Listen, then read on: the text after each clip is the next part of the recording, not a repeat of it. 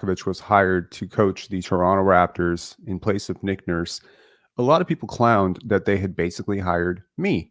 And this probably sent a lot of Pascal Siakam fans into immediate defense mode and fight or flight because honestly, the parallels are pretty obvious.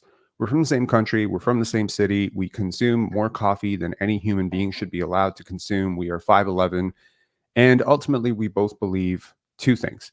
Number one, we really believe in motion offense. We believe in passing the basketball, and we certainly do believe in Scottie Barnes' long-term potential. And if you listen to Darko's press tour throughout the summer, you would be forgiven if you thought that Pascal Siakam wasn't even on the team because he talked a lot about the young guys, and he talked a lot about development, and he talked a lot about Scottie Barnes. Compared Scottie Barnes to Nikola Jokic several times, a comparison I have made myself. And so, naturally, development coach here, what does that mean for the 29-year-old All-NBA guy? He doesn't fit. So a lot of people probably justifiably, correctly thought that Pascal Siakam was on the move. And then when he wasn't traded, we were in a bit of an awkward situation because now you have a 29-year-old going on 30 in an expiring deal, and then he doesn't get extended.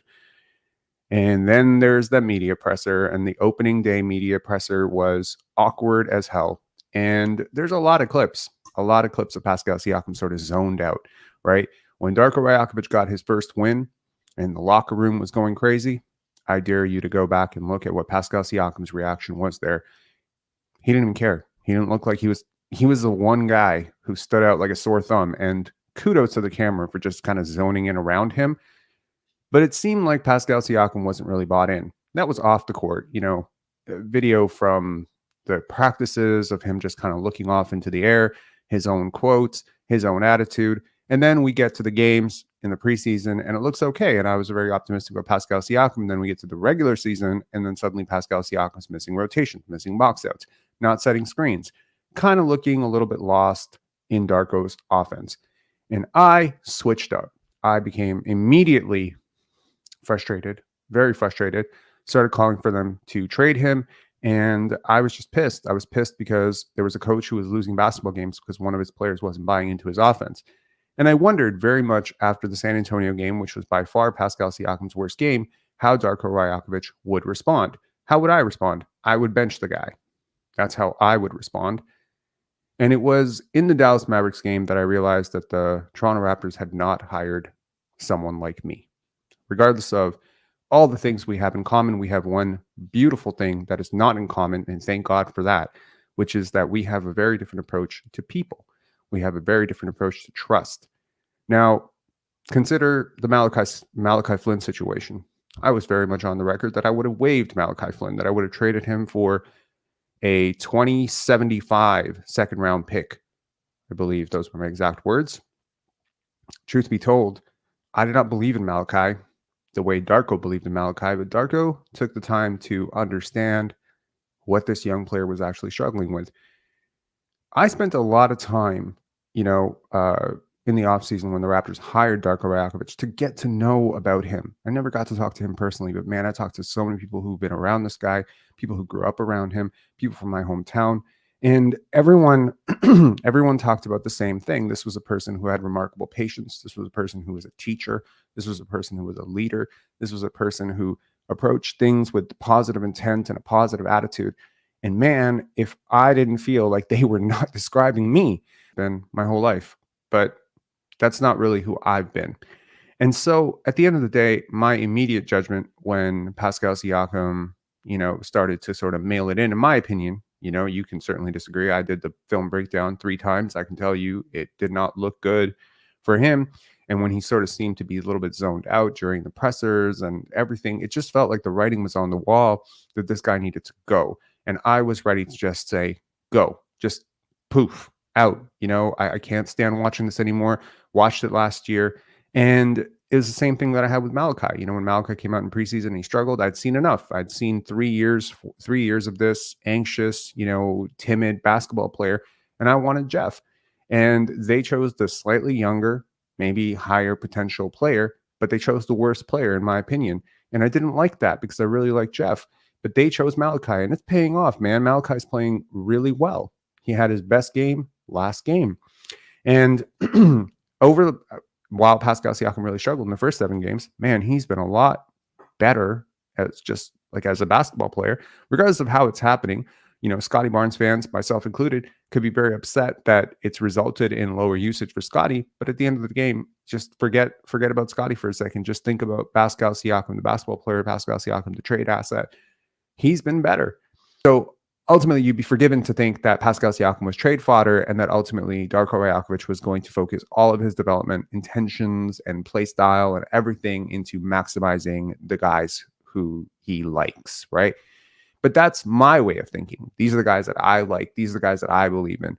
But what Darko Rajakovic is doing actually right now is he is bridging the divide between his incumbent, all NBA guy, and also trying to find a way to relate to the other guys. And so why is he doing this? Well, first of all, he's not me, right?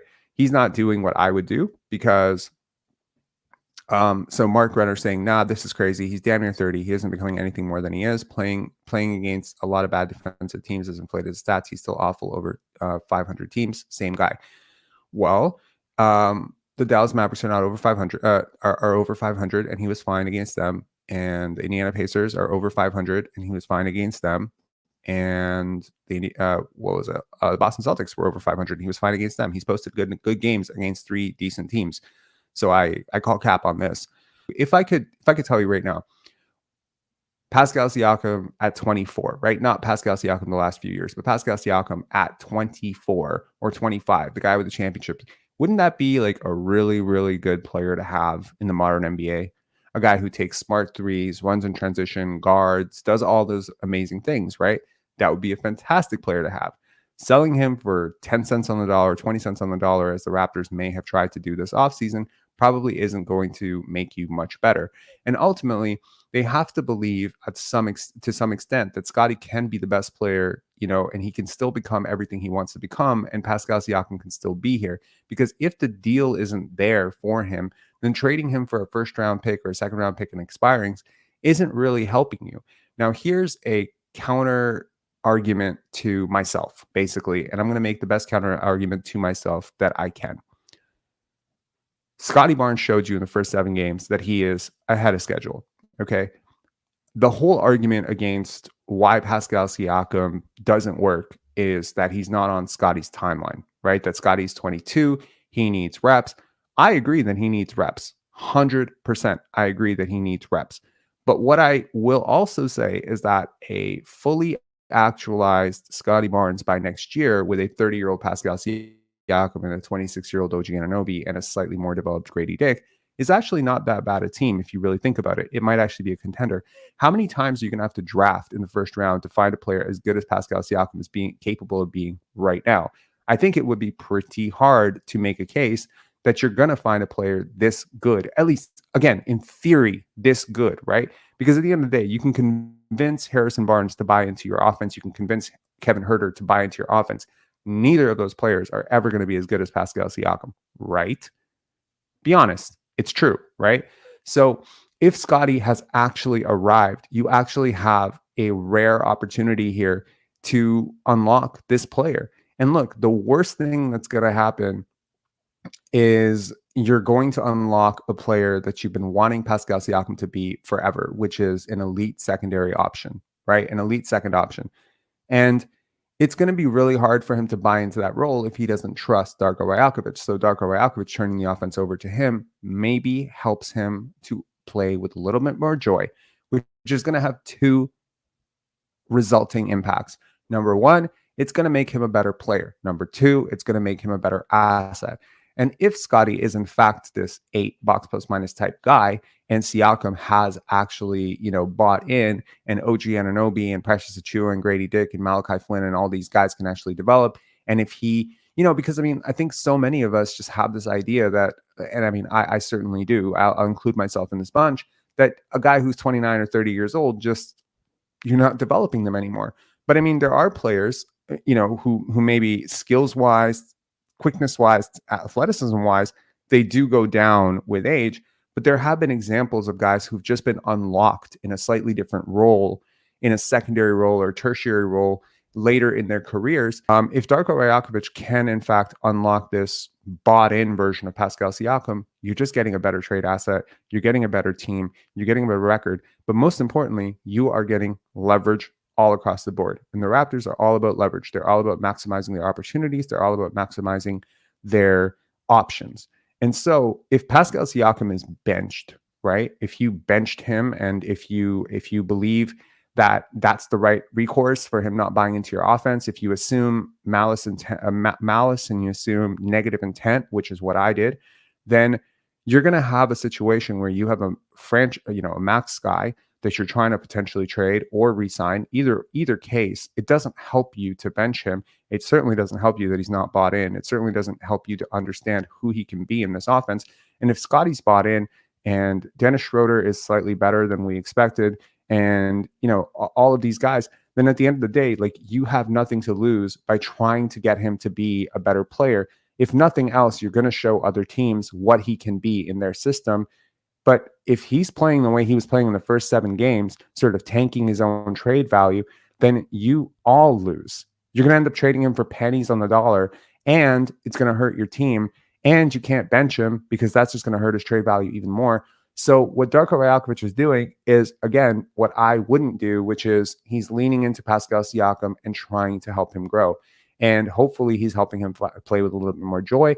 And hopefully now, in a couple of months, when he starts talking about, hey, we need to get 18 to 25 reps for Scottie Barnes, this is going to be something that Pascal is going to be a little bit more receptive to. And there's going to be games where, okay, like, this is going to be Scottie's night, Pascal. We need to get the ball to him. And he's going to be a little bit more receptive. Why? Because he now trusts the coach. And if he doesn't trust the coach, and this is something that Darko Rajakovic has figured out that I apparently haven't, which is, at the end of the day, if a guy doesn't trust you, nothing you're trying to ask him to do, nothing you're asking him to do, nothing you want him to do is going to matter. No amount of growth, no amount of skill development, nothing is going to matter. And if you want this guy to set screens and he doesn't like you, he's going to set sorry screens. And if he doesn't trust you and he doesn't trust your offense and what you're doing and it doesn't work for him, I mean, at the end of the day, you're asking someone to work counterintuitive to their own bottom line, right? And he has trust issues galore, and he should, right? I mean, there's trust issues with the fans because of everything that happened in the bubble. There's trust issues with Masai because of what happened with DeMar. And now there's trust issues because he's the last man standing from that entire core that won the championship, and those guys are all gone. So if he chooses right now to bet on himself, you all lose. So I, for one, am really happy that the Raptors did not hire me. Okay. I, for one, am really happy that they hired, a person who understands things about basketball that I certainly don't, and definitely understands things about people that I don't. And I really hope that this can be a bit of a parting note to Raptor fans out there who maybe are a little bit concerned about Scottie's usage and Pascal's usage and whether or not this is going to be a repeat of last year. Don't worry. This is not going to be a repeat of last year. Do you know why? Because last year, the Raptors had a guy who coached certain players differently than other players, built relationships with certain players differently than other players. And I think that's really what created the chemistry issues. Wouldn't you agree? Do you know what I mean? Like Nick Nurse kind of coaching Fred VanVleet and Pascal Siakam differently, having different levels of trust between those guys versus other guys. I think that's really what created your issues. So if he has a bought-in Pascal Siakam, I mean, it's because he's deciding to do what Nick Nurse didn't do, which is, if someone's not playing the way he wants to play, he's actually still bridging the divide. He's still trying to connect with that player, because one of the most underrated parts of this is, if he were to sort of just wash his hands of Pascal, how much of an effect does that have on your locker room? You and I may think that's great. It's tough love. It's this, it's that. But ultimately, you are setting a tone for your culture. And this culture is about inclusivity. It's about building people and growth. And ultimately, you cannot exclude a guy from that philosophy just because he's 29 or 30 years old. I do believe, for whatever reason, right or wrong, I'm not here to say he's right or wrong about it, but I do believe that Darko Rajakovic is approaching Pascal Siakam and Dennis Schroeder and Chris Boucher, who are 30, 29, and 31, respectively, Otto Porter, who's 30. I believe that he is approaching every single player on this roster with the intent to help them become better basketball players through his system. And if, in fact, he does help them become better basketball players, then ultimately they become better trade assets as well. Make sure to hit like, subscribe, and I don't know, like support this video so I can get a better internet connection.